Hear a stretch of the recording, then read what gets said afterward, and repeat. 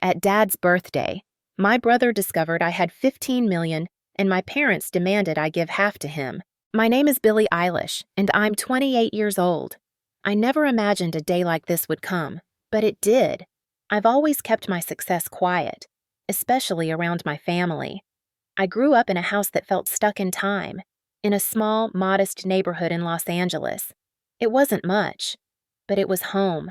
It was the kind of house that had a warmth to it, the kind where you expected to see the same decor, the same yellow curtains, the same pictures on the wall no matter how much time passed, but beneath the surface of those familiar walls, I felt out of place. My family never seemed to understand me. And worse, I always felt overlooked. I was the quiet one, the one who sat in the corner, doing my own thing, while my brother, Ryan, was the golden child. Ryan was everything my parents expected him to be. He was the outgoing one who everyone paid attention to, and the one they always celebrated. He was a star athlete, the one who was always in the spotlight. Meanwhile, I was the one who stayed in the background, buried in my work, focused on my music and the projects I was passionate about. I always knew that no matter how much I accomplished, it would never feel like enough for my parents. They wanted more from me, more socialization, more attention. But the truth was, they never seemed to notice the hard work I put in. I had no intention of letting them in on my successes, not because I was ashamed, but because I knew it wouldn't change anything. They wouldn't see me for who I truly was. They'd only see me as another person to demand from. And so, I kept everything about my wealth and my success private. No one knew the full extent of what I had achieved. Not my parents, not Ryan, not even my closest friends. I'd built an empire from the ground up, a music production company that revolutionized the way artists interacted with their audiences. It wasn't just the money that mattered to me, but the freedom it gave me to live life on my own terms. I didn't need to show off. I didn't need validation from anyone, especially not my family. But that all changed the night of my father's 60th birthday. I wasn't excited about the party. I knew it would be the same old gathering where I'd feel like I didn't quite belong. My parents, with their old-fashioned views, always made it clear that they didn't understand my career. They were proud. Yes, but it was a kind of pride they didn't fully grasp. They wanted me to be something more conventional, like Ryan, but instead, I built my own path. I remember walking up to the house, Ryan's new BMW parked outside. As usual, I could already feel the tension rising. When I entered, the usual greetings were warmer than I expected, but Ryan, who had always been dismissive of me, was nursing a beer in the corner, not even bothering to look up. It wasn't out of malice, it was just his way of asserting dominance. He didn't care about me. Not truly. But that night, I couldn't have guessed how much would change in just a few minutes. I left my phone on the table while I went to help Mom with the cake. It wasn't intentional, but it was careless. When I came back into the room, everything had shifted. Ryan, holding my phone in his hand, had discovered something I had never intended him or anyone to see. The message on the screen was clear. A $2 million transfer had just been made to one of my accounts. He raised his voice across the room. Care to explain why you just moved $2 million into your investment accounts? Sis? The room fell silent. All eyes turned to me. My father, with a look of confusion on his face, asked, "Is this some kind of joke?" But there was no joke. Ryan continued. Reading from my phone. Apparently, our little Billie is worth $15 million all this time. She's been hiding her success from us. My heart sank. I never wanted this to come out like this. The worst part wasn't the shock on their faces, it was the calculating look I saw in my parents' eyes. In that moment, I knew everything had just changed. What had started as a celebration quickly became something darker, something that I would never have expected. The family drama that unfolded after that moment was nothing short of catastrophic. It was clear now that my success wasn't something they could just ignore. I had worked for everything I had, building it from nothing. But it didn't matter. The years of hard work that had earned me my wealth meant nothing to them. All they saw was an opportunity. And that opportunity, they believed, belonged to them. They wanted a piece of it. The demands started immediately. My parents, who had never once asked me about my career or my business, were now demanding that I give half of my wealth to Ryan. They claimed I owed it to the family, that I had somehow wronged them by keeping my success to myself. Ryan, with his entitled attitude, expected me to just hand over millions to him. I was stunned. How could they ask for something like this? The years of neglect, the dismissive attitude, and now they wanted everything I had worked for. As I sat there, trying to process what had just happened, I felt the weight of betrayal sink deep into my chest. This wasn't just about money, it was about something deeper. I had spent my whole life trying to make them proud, but no matter what I did, I was never enough. Now, they saw my success not as a result of my hard work, but as something they were entitled to. I had lost my trust in them. I had lost my faith in everything I thought I knew about my family. And in that moment, I realized that everything had changed. I couldn't go back to being the person they expected me to be. I couldn't keep playing by their rules anymore. And just like that, my world came crashing down. But the worst part, I wasn't sure if I could ever get it back. The days following the incident at Dad's birthday were some of the longest I had ever experienced. The silence was suffocating, and the weight of my family's expectations hung over me like a cloud I couldn't shake off. For the first time in years, I found myself questioning everything I had worked for. I had spent so much time trying to prove my worth to them, yet when I finally achieved something, it felt like they saw it as nothing more than their entitlement.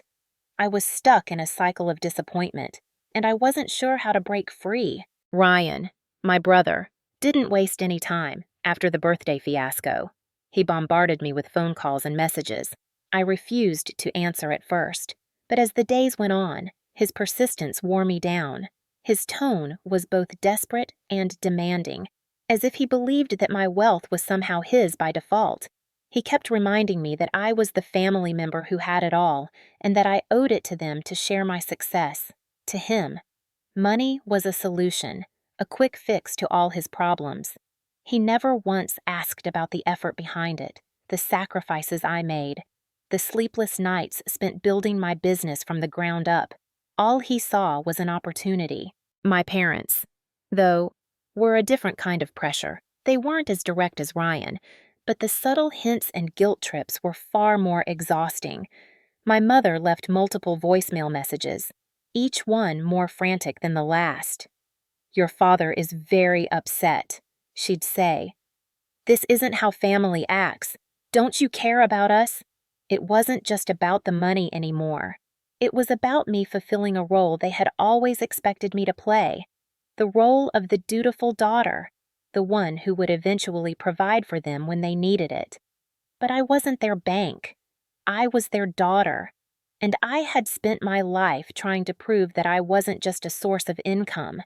But in that moment, all my efforts seemed to disappear. As the days passed, I began to feel suffocated. I wasn't just running from their demands anymore. I was running from my own guilt. Guilt that maybe I hadn't been more open with them about my success. Maybe if I had shared more, if I had been more honest, things wouldn't have gotten this far. But I knew that wasn't the answer. Sharing my wealth with them wasn't going to fix anything. It would only enable their toxic behavior, and I couldn't be a part of that anymore. I decided to take some time for myself, to step back and reassess everything. I left Los Angeles for a few days, finding solace in the quiet of a small cabin by the ocean. The peaceful sound of the waves crashing against the shore helped clear my mind. I realized that I couldn't let their demands control my life. I had built something I was proud of, and I wasn't going to let anyone take that from me. But I also knew that something had to change. I couldn't let my family continue to drain me emotionally. I had to set boundaries. But setting boundaries, especially with family, was harder than I expected. Every time I thought about standing firm, a voice in my head reminded me of the years I had spent seeking their approval. I had spent my whole life trying to gain their love and respect, but it had never felt enough. And now, in the face of this financial demand, I was being asked to prove myself all over again. not with my accomplishments, but with my money. The more I thought about it, the angrier I became. How had it come to this? How had I become the person they looked to for financial rescue? I wasn't a bank, and I wasn't a tool to fix their mistakes. Yet, every part of me, from my mother's tearful voice to my father's silent disappointment, made me want to give in. It would be so much easier to just give them the money they wanted, to stop the chaos, to end the guilt, but that would mean sacrificing everything I had worked for, and I wasn't ready to do that. One night, after a particularly heated argument with Ryan, I found myself sitting alone, staring at my phone. The messages from him were relentless, demanding that I step up and be a part of the family. He called me selfish, accusing me of being heartless. I knew he didn't understand, but his words still stung. As I read his messages, I felt a mixture of anger and sadness. I wanted to tell him that I wasn't heartless, that I had worked hard for everything I had. I wanted to make him understand that I couldn't just hand over millions without consequences. But I didn't say anything. Instead, I closed my phone and took a deep breath. The next morning, I called my mentor, Elaine, the one person who had always been there for me. She had seen me struggle, seen me build my company from scratch. She was the one person who knew what I had gone through to get where I was, and I needed her guidance now more than ever. When I explained the situation, she didn't hesitate. "Billie, you can't keep letting them control you," she said. "This isn't just about money. This is about boundaries. Your success is yours, and you need to make them understand that." Elaine's words struck a chord with me. I realized that this wasn't just about money. It was about reclaiming my own life. I had been living under the shadow of my family's expectations for too long. I wasn't just fighting for my money anymore. I was fighting for my freedom. But even as I started to gather the courage to face my family, I knew this wasn't going to be easy. The pressure was immense, and every part of me wanted to give in. Yet, I knew I couldn't. I had to do this for myself, even if it meant losing them in the process. The next few days were filled with internal battles, but I was determined. I couldn't let them dictate my life anymore. And then, as the day of reckoning approached, I found myself facing a difficult choice. I had to decide whether to give in and avoid further conflict, or to stand my ground and risk everything. The fear of losing my family was real, but the fear of losing myself was even greater. The truth was, I had already lost so much of myself trying to please them. It was time to take control. The tension in my chest never seemed to ease. Every moment spent thinking about the inevitable confrontation with my family left me paralyzed with a mixture of fear and anger. I had spent days pacing, calculating my options. Could I just walk away? Could I give them what they wanted, make it all go away, and keep the peace? I had always been the peacemaker, the one who sacrificed her own happiness to maintain harmony. But now, as I sat in the quiet of my apartment, I realized I had nothing left to give if I didn't set firm boundaries. I had to face the reality of who my family was and what they expected from me. There was no going back. I decided that the best course of action was to confront them, but not in the way they expected. I wasn't going to give in to their demands. I wasn't going to just hand over my hard-earned money. Instead, I would offer them a solution that addressed their deeper issues, but it wasn't going to be easy. I had to make them understand that money alone wouldn't fix their problems, and I wouldn't continue enabling their behavior. I met with my lawyer, Rebecca, who had been my guiding light throughout this ordeal. She knew my family dynamics as well as anyone. She understood that this wasn't just about money, it was about control, manipulation, and the toxic patterns that had been ingrained in my family for years. "You've done the hard part already," she told me. "You've recognized the problem. Now, it's time to fix it." Armed with a plan, I called my parents to set up a meeting. The conversation that followed was nothing like what I had imagined. When I arrived at my parents' house, I was met with the usual expressions of disappointment and anger, but this time I wasn't afraid. My father, still holding on to the remnants of his pride, tried to play the role of the patriarch. He began with his usual tirade about family and responsibility, but I cut him off before he could go any further. I wasn't going to let them manipulate me anymore. "I know what you want," I said, looking both of them in the eye. "But I won't just give you the money. You've been making bad decisions for years, and I can't keep fixing them for you. You need help, not a handout." The room was silent, the tension palpable. My mother, who had always been the most emotionally manipulative, was the first to speak. Her voice cracked with feigned vulnerability as she asked, "What do you want from us?" "Billie, after everything we've done for you," I stood firm, knowing that this wasn't the time for soft words. "You've enabled Ryan's behavior, and you've allowed him to drain everything from you," I replied. "I'm not going to be part of that anymore. If you want to fix this, you need to take responsibility for your own mistakes." Ryan, who had been sitting silently until now, shot up from his seat. His face was red with anger, and his fists were clenched at his sides. "You think you're better than me," he shouted. "I've worked hard too. You don't know anything about the risks I've taken, the investments I've made." I looked at him with a mixture of pity and frustration. "None of your so-called risks have paid off. You're just playing with money that isn't yours. And now you want me to bail you out. But that's not how this works." His eyes widened, a flicker of realization crossing his face. He had always assumed I would be there to pick up the pieces, to fix everything when things went wrong. But I wasn't his safety net anymore. I wasn't anyone's backup plan. I turned back to my parents, my voice steady. "I've come up with a plan. It's not just about the money. It's about addressing the real issues you're facing. If you want help, I'll help.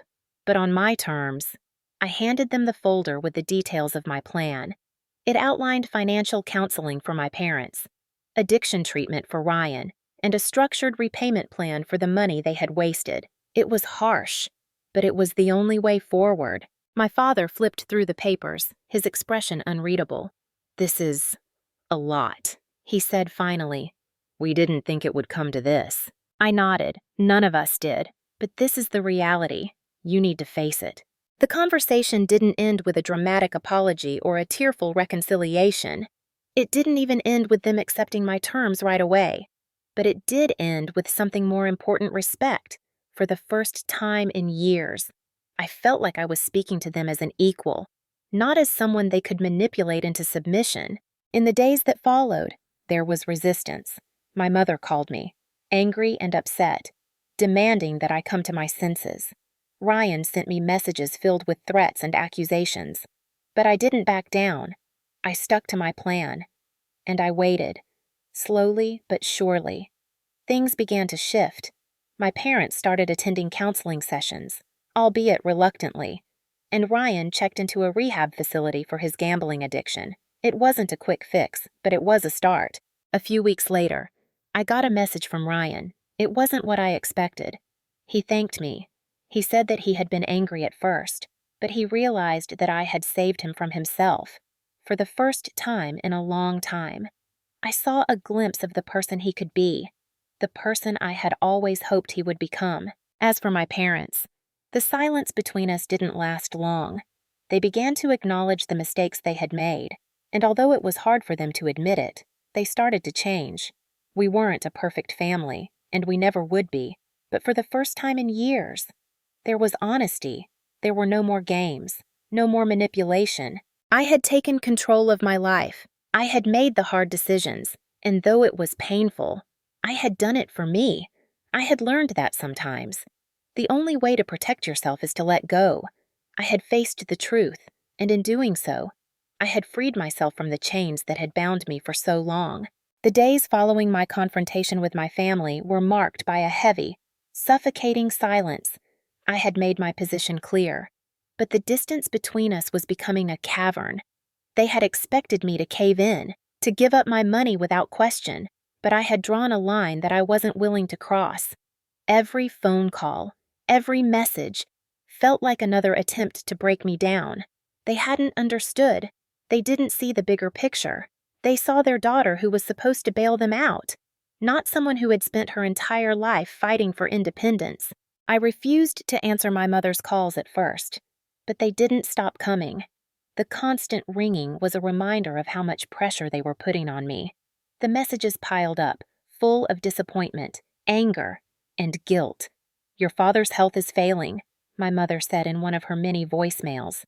"This is the last time I'll ask you to help us. Billie, don't let your father die without fixing this." Her words were manipulative, but they were also the truth. The thought of losing my father, despite everything, still hurt. Yet, I knew that if I gave in now, I would lose everything I had worked for: my self-respect, my boundaries, and the progress I had made in reclaiming my own life. I didn't call back. Instead, I focused on the plan I had laid out with Rebecca.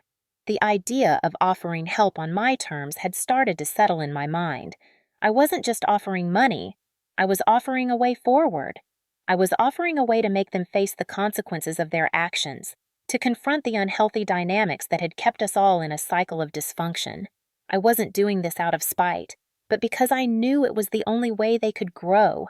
My family needed to see the reality of their situation and understand that love and money weren't the same thing.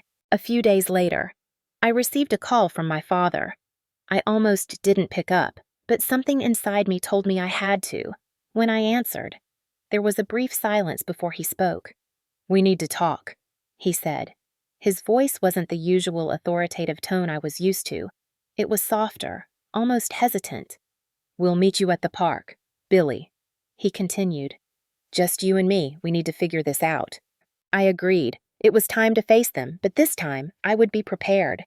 The next day, I drove to Westfield Park, a place I had visited with my parents when I was younger. It was a neutral ground, a place where old memories lingered, and maybe that was why it felt like the right place for this conversation. I arrived early and sat on a bench by the duck pond, trying to calm my nerves. I wasn't sure what I was expecting from this meeting, but I knew it wouldn't be easy. My father had always been the pillar of the family, but the cracks had started to show. For the first time, I didn't look up to him as the infallible figure I once had. He was just a man, struggling to hold on to his pride while facing the consequences of his actions. When my father arrived, he looked different, more tired, more worn down. The righteous anger I had seen in him just days earlier was replaced by a weary resignation. He sat down beside me, his hands trembling slightly as he placed them on his lap. "I didn't want it to come to this," he said, his voice softer than usual. "I've always tried to protect the family, Billie, but I see now I've failed." I listened, but I didn't let the words sway me. I had heard these apologies before, but this time, I needed to see action. I took a deep breath and spoke. "I've come up with a plan," I said, looking directly at him. "It's not just about the money, Dad. It's about fixing the deeper issues, the things we've been ignoring for years." He looked at me, his face a mixture of skepticism and something else, perhaps fear. "What do you mean?" he asked. I handed him the folder with the details of the plan Rebecca and I had developed. It was simple but firm. It wasn't just about paying off debts or handing over money. It was about creating a structure, getting professional help, and addressing the root causes of our family's problems. "I'm willing to help, but there are conditions. Ryan needs to face his addiction. You and Mom need to go through financial counseling, and I will help with a structured repayment plan. But this time, it's on my terms."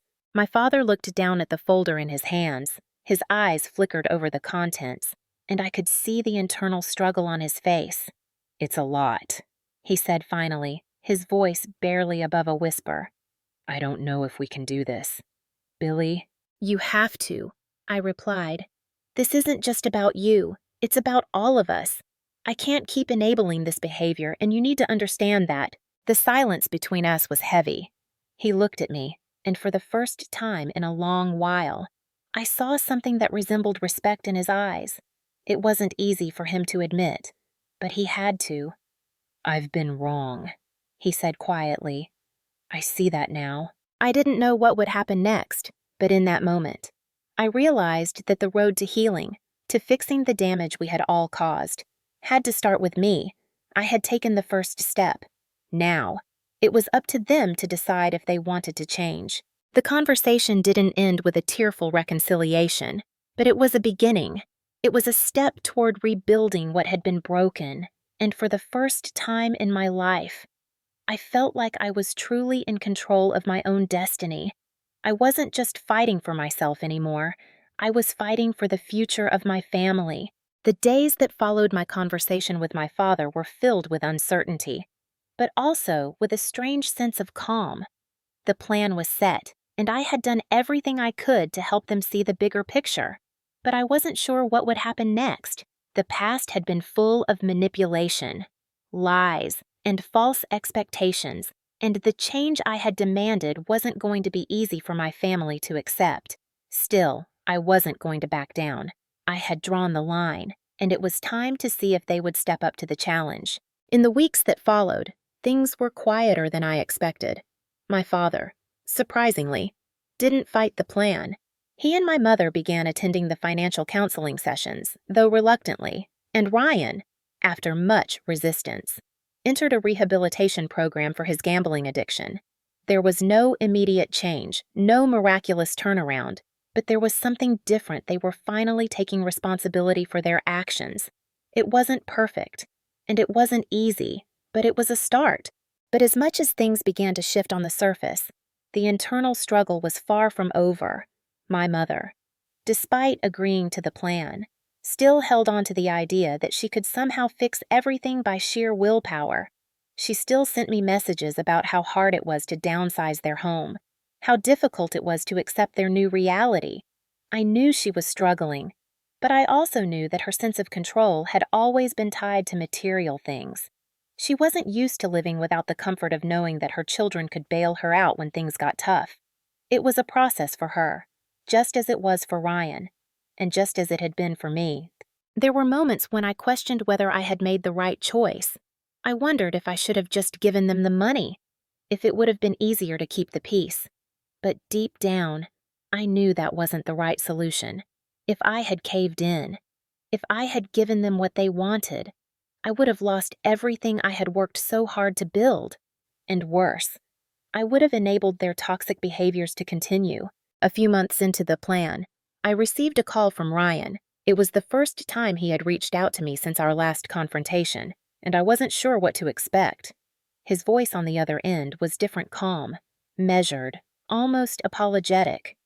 "I've been thinking," he started, "about what you said, about the addiction and everything." I waited, unsure of where this conversation would go. I don't know if I've said this before, but thanks for not just bailing me out, for making me face this. I was taken aback. It wasn't the apology I expected, but it was an acknowledgement of the truth. For the first time, Ryan was taking responsibility for his actions. It wasn't an easy pill for him to swallow, and it wasn't a quick fix, but it was progress. "I'm not perfect," he continued, "but I'm working on it, and I'm going to make it right." Hearing those words was a relief, but it also made me realize how far I had come. I wasn't the same person I had been just a few months ago. I had fought for my independence, for my right to live my life on my terms, and in doing so, I had forced my family to do the same. It wasn't easy, and it certainly wasn't fair, but it was necessary. I had to take control, not just for me, but for them as well. Things continued to evolve slowly. My parents adjusted to their new financial reality, though it wasn't without resistance. They had to let go of their expectations, their sense of entitlement, and face the truth about their decisions. But as the months went by, I saw a change in them. They were more grounded, more accepting of their situation, and less focused on material things. The guilt trips stopped, and the demands ceased. I wasn't the villain in their eyes anymore. I had become the one who had helped them face their reality, and in doing so, I had helped them rebuild their lives. One evening, months after everything had settled, I found myself sitting at a small family dinner with my parents and Ryan. It was nothing extravagant, just a simple meal in our modest home. The atmosphere was different now. It was quieter, calmer, and for the first time in a long while, it felt like we were simply a family, not one driven by financial expectations, but by a genuine desire to rebuild what had been broken. Ryan, who had once been the golden child, now sat beside me at the table, not with an air of entitlement, but with humility. He was learning to stand on his own, to make his own way, and to take responsibility for his actions. As we sat there, eating and talking, my father raised his glass. "To Billy," he said, his voice steady but full of emotion, "for showing us what real strength looks like, for teaching us what family really means." Those words hit me harder than I expected. For so long, I had fought for their approval, seeking validation from people who never truly saw me. But in that moment, I realized that I had finally earned something far more valuable than their approval. I had earned my own respect. I had set boundaries, and in doing so, I had gained the peace I had been searching for my whole life. As I looked around at the table at my family, I understood something I had never grasped before. Family wasn't about living up to expectations or fulfilling roles. It wasn't about money or success. It was about connection, understanding, and the willingness to grow together. My family wasn't perfect, and neither was I, but we were learning, slowly but surely, to be honest with each other. And for the first time in a long time, that was enough. As the months passed, the family dynamics slowly began to shift. It wasn't an overnight transformation, but it was progress. I watched as my parents, once so resistant to change, started to adapt to the new reality. They weren't happy about it, but they were learning. The financial counseling sessions were uncomfortable at first, filled with awkward silences and defensive comments, but they stuck with it. For the first time in years, I saw my parents genuinely trying to change. They began acknowledging the mistakes they had made, not just in their financial decisions, but in the way they had treated me over the years.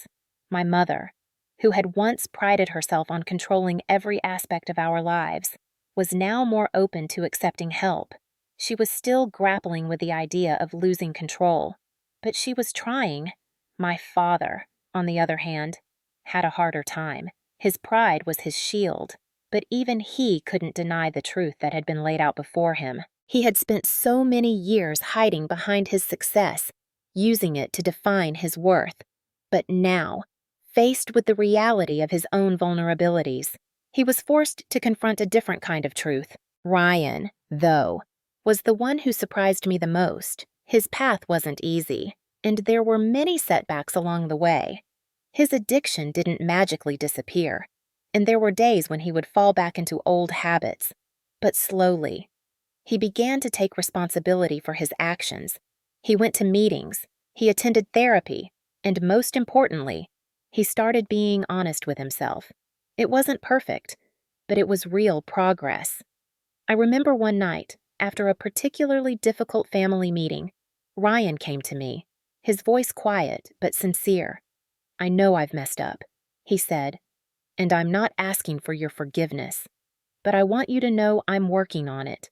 I know I don't deserve your help, but I'm going to try to be better." I had heard him say similar things before, but this time, there was something different about it. It wasn't an apology wrapped in excuses or deflections. It was a simple acknowledgement of his flaws. It wasn't the closure I had always hoped for, but it was enough for me to know that change was possible. It was a small victory, one that I knew I couldn't have achieved if I had given in to the pressure to fix everything with a check. Over time, the weight of my family's expectations lessened. I wasn't the person they could lean on for everything anymore, and as much as it hurt to admit it, I had to let go of the role I had always played, the one where I was the responsible, self-sufficient daughter who always kept the peace. I had been carrying the weight of their mistakes, their expectations, and their disappointments for too long. But now, I was free. I had set boundaries, and in doing so, I had liberated myself from the endless cycle of guilt and manipulation. For the first time in years, I didn't feel like I was suffocating under the weight of my family's needs. I wasn't their savior. I was just me. One evening, several months after everything had started to settle, I found myself sitting on the deck of my new home, watching the sun set over the horizon. It was a small, modest house by the lake, but it was mine. It wasn't perfect, but it was the first place I had ever truly felt at peace. I had spent so many years chasing success, trying to prove something to everyone else, that I had forgotten what it felt like to just exist, to just be. I was interrupted by a knock on the door, and when I opened it, I found Ryan standing there, a hesitant look on his face. "Can we talk?" he asked, his voice soft. I motioned for him to come in, and we sat down at the kitchen table. For the first time, there was no tension between us. There was no animosity, no resentment, just two people trying to figure out how to navigate this strange new chapter in our lives. He looked at me, his expression sincere. "I wanted to thank you." He said quietly, "I don't know where I'd be without you, and I don't think I ever really understood how much you've done for me, not just with money, but with everything. You've always been there, even when I didn't deserve it." I felt a lump form in my throat, but I didn't let it show. "I did it because I believed in you." I said simply, "I still do." Ryan nodded, his eyes reflecting a mix of gratitude and regret. "I know I'm not perfect," he said, his voice breaking slightly, "but I'm trying, and I'll keep trying." I didn't know what the future held, but in that moment, I felt a sense of closure, not because everything was fixed, but because we were finally on the same page. We were both facing the reality of our own flaws, and we were both willing to change. For the first time in my life, I felt like I was part of a family that was learning to be real with each other, without the masks, without the expectations. We weren't perfect, and we never would be, but we were real. As the months turned into years, the relationship with my family continued to evolve. It wasn't a smooth journey, and there were times when old patterns resurfaced. But we kept moving forward. My parents were still adjusting to their new reality, but they were no longer trying to live in the past. They were learning to accept that their mistakes had consequences and that they couldn't rely on me to fix everything. Ryan, too, continued his recovery. And although there were setbacks, he was determined to build a life for himself that wasn't defined by the past. And as for me, I finally understood what it meant to live for myself, to make decisions that were based on my own values, not on what others expected of me. I had come a long way from the girl who was always trying to prove her worth. I had learned that true strength wasn't about carrying the weight of the world on your shoulders.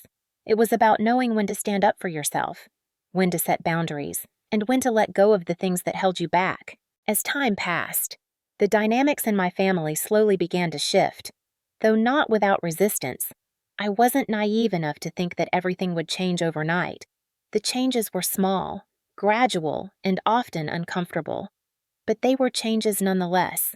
For the first time in my life, I wasn't walking on eggshells, afraid of disappointing everyone around me.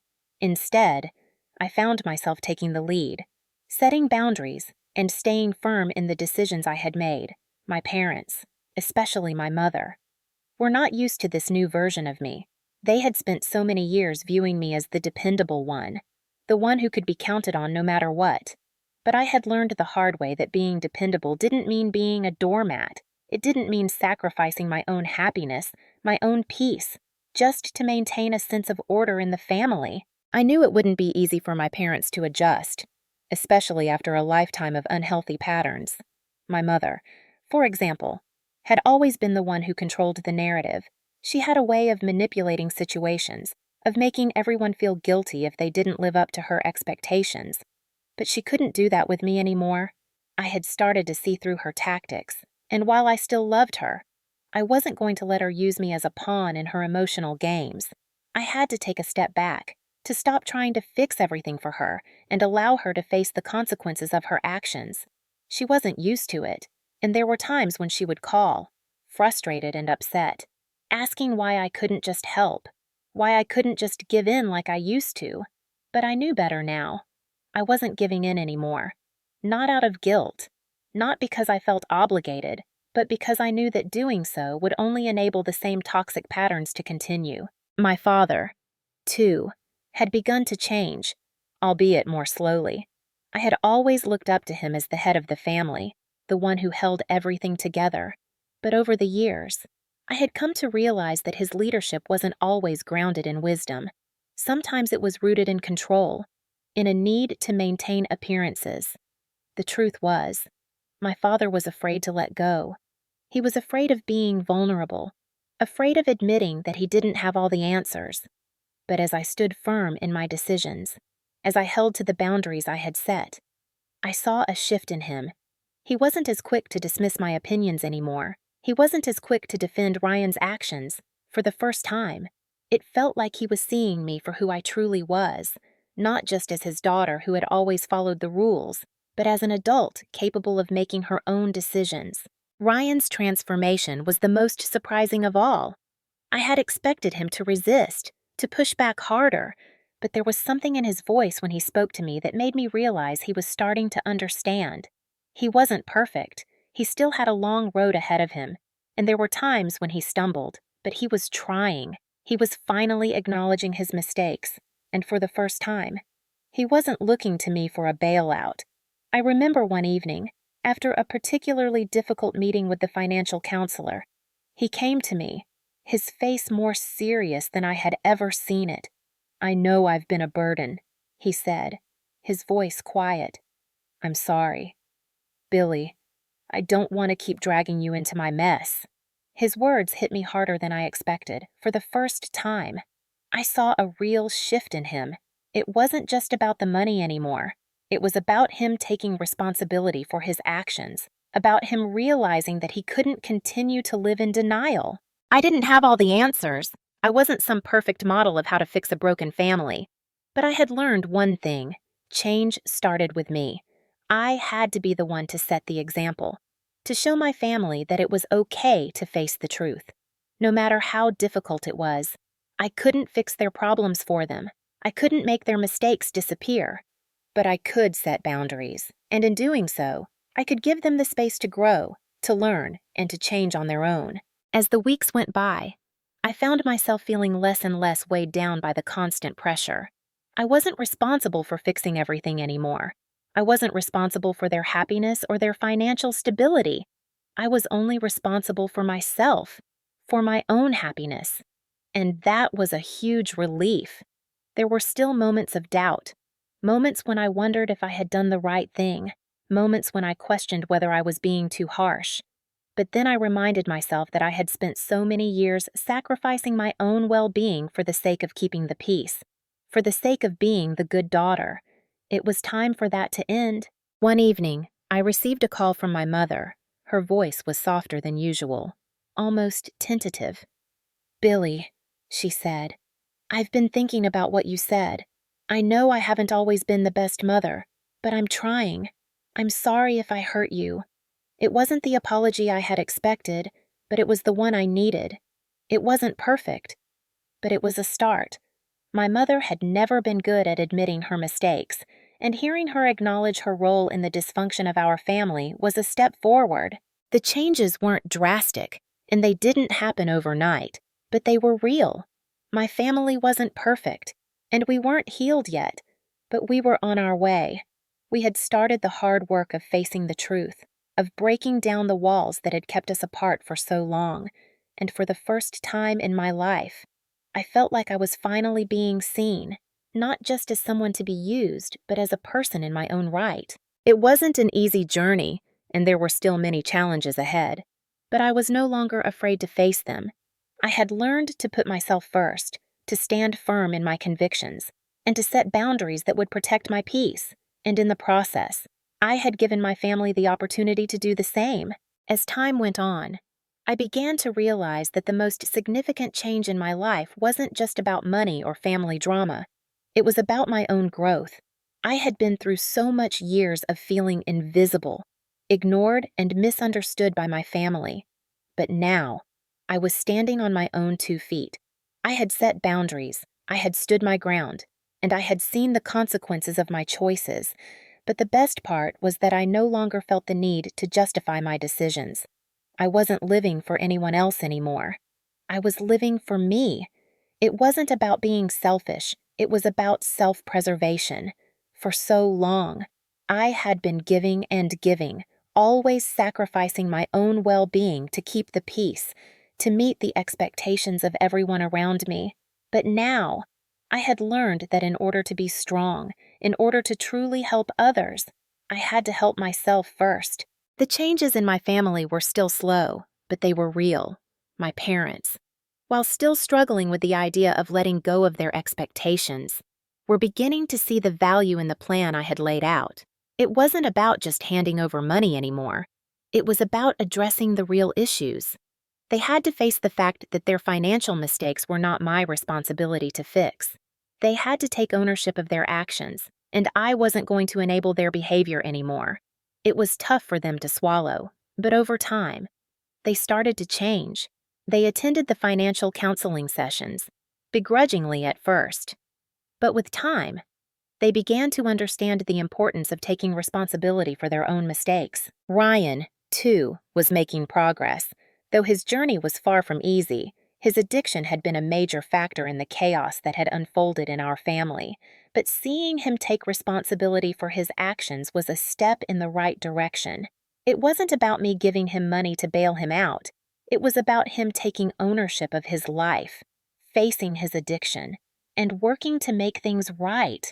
There were still setbacks, and I knew it would take time, but I saw a different side of him, a side that was willing to put in the effort to change, and that meant something. A few months later, I received a call from Ryan. This time, there was no anger, no entitlement in his voice. Instead, there was a sense of sincerity that I had never heard before. "Billy," he said quietly, "I just wanted to thank you for everything. I know I haven't been the best brother, and I've made a lot of mistakes, but I'm trying. I'm really trying to do better." His words were simple, but they carried a weight I hadn't expected. In that moment, I realized that the person I had always hoped he would become was slowly emerging. It wasn't about me, and it wasn't about the money.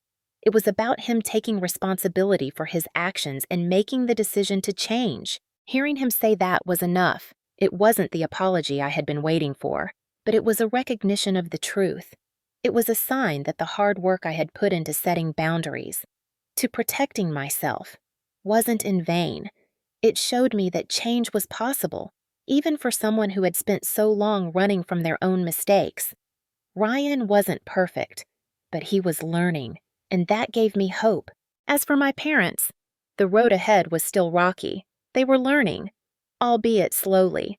That family wasn't about living up to an idealized image of perfection. It wasn't about sacrificing everything for the sake of appearances or meeting others' expectations. Family was about support, about understanding, and about allowing each other to make mistakes without fearing rejection. It took a long time for them to accept that, but when they did, I saw a shift in them. It wasn't perfect, but it was progress.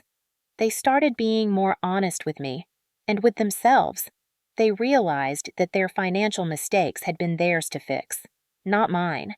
Months later, I sat with them at a family dinner, one of the first we had since everything had changed. It wasn't the most dramatic moment, no grand reconciliation, no tearful apologies, but it felt significant. For the first time in a long time, I felt like I wasn't just the daughter trying to make everyone happy. I was Billy, a person in my own right, with my own life and my own boundaries. We were still a family, but it was different now.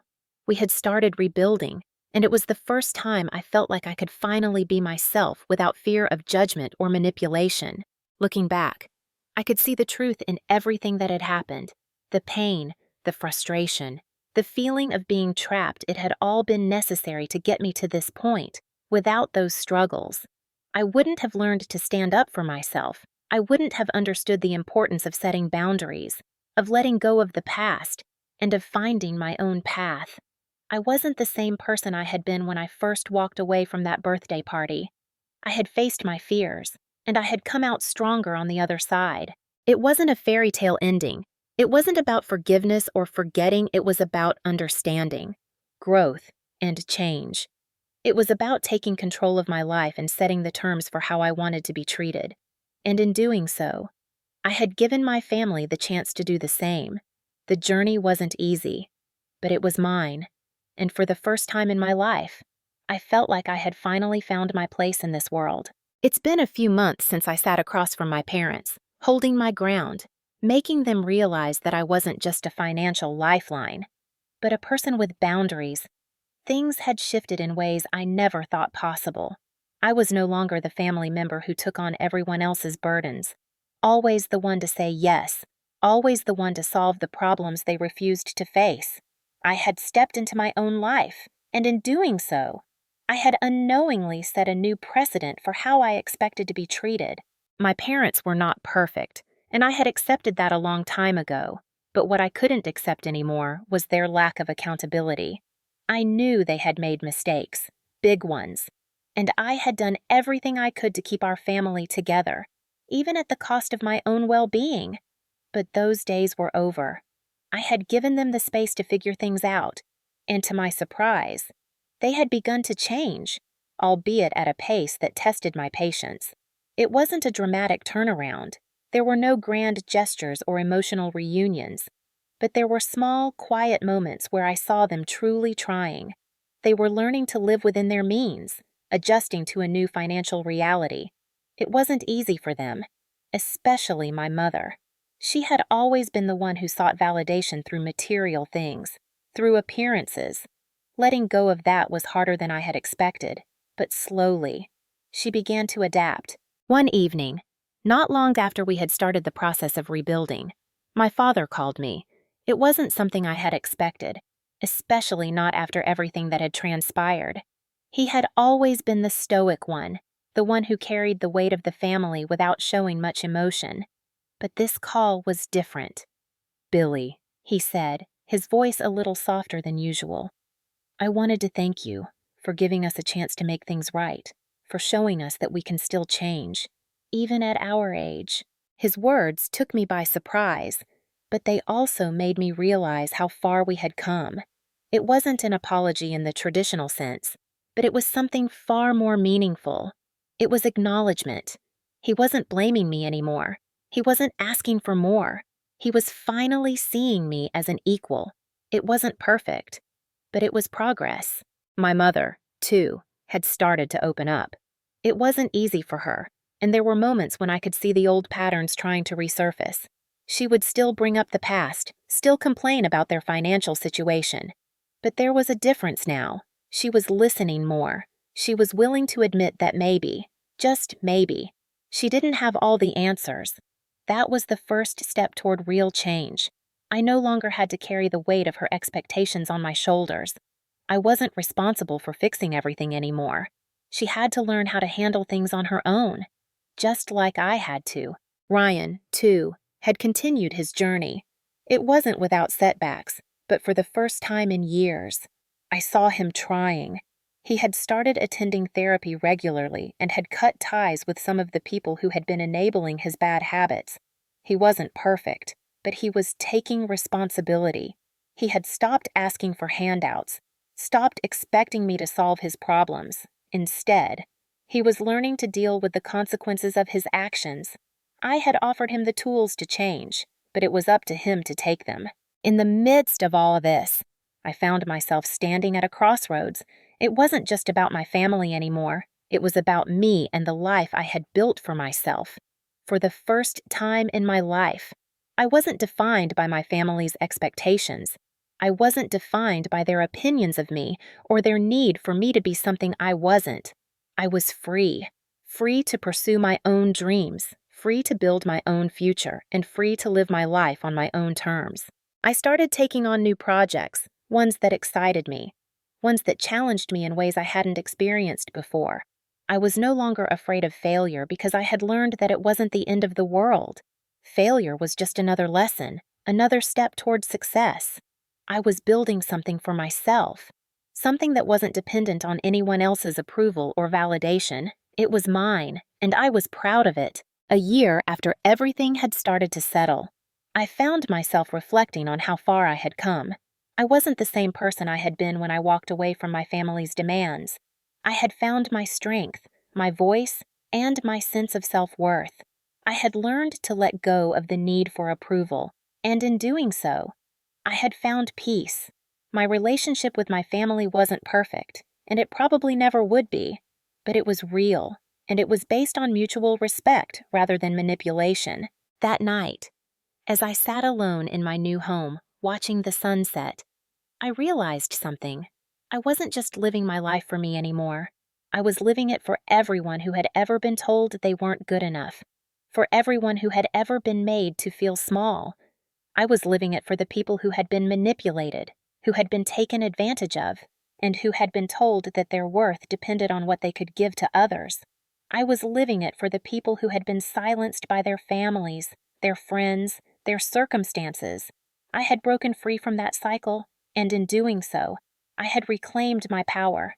As I sit back and reflect on everything that has transpired, I realize just how much I have grown in ways I never thought possible. The journey hasn't been easy, and it hasn't been a perfect one, but it has been mine. I walked through fire, faced betrayal, and felt the sting of disappointment. But in doing so, I found my strength. I found my voice. I found my boundaries. And most importantly, I found my freedom. The truth is, no one tells you how hard it is to stand up for yourself, especially when it comes to family. They don't tell you that you will lose things along the way, relationships that were once close, and connections that seemed unbreakable. But what they don't tell you, and what I've learned, is that those losses are necessary. They are part of the process of redefining who you are and what you're willing to tolerate. In the end, it wasn't just about money, it was about respect, about acknowledging that my family needed to change and that I couldn't be their emotional crutch anymore. For so long, I had been the one to pick up the pieces, to be the responsible one, but I wasn't going to carry that burden anymore. It was exhausting, and it had left me with nothing but frustration and resentment. The shift I had made in my life wasn't just about refusing to give them money or giving in to their expectations. It was about taking control of my own narrative. It was about saying, "No, I won't be your safety net anymore." As I continue to live my life, I realize that setting boundaries with family is one of the most important steps you can take in your own personal growth. It's easy to think that you have to keep sacrificing your happiness for others, that love means always giving. But true love, whether it's for yourself or for others, is about respecting yourself enough to say no when it's necessary. It's about acknowledging that while you might love your family, you are not obligated to fix their problems, and you are not responsible for their happiness. Of course, the path I've walked has been full of challenges. There were moments when I doubted myself, moments when I thought I was being too harsh, too distant. But then I remembered the hurt I had endured for so long, and I knew deep down that the change I had made was the right choice.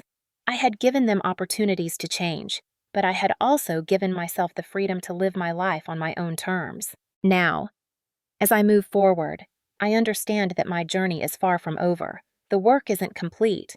I still have to navigate my relationship with my family, still have to ensure that I don't slip back into old habits of people-pleasing or guilt.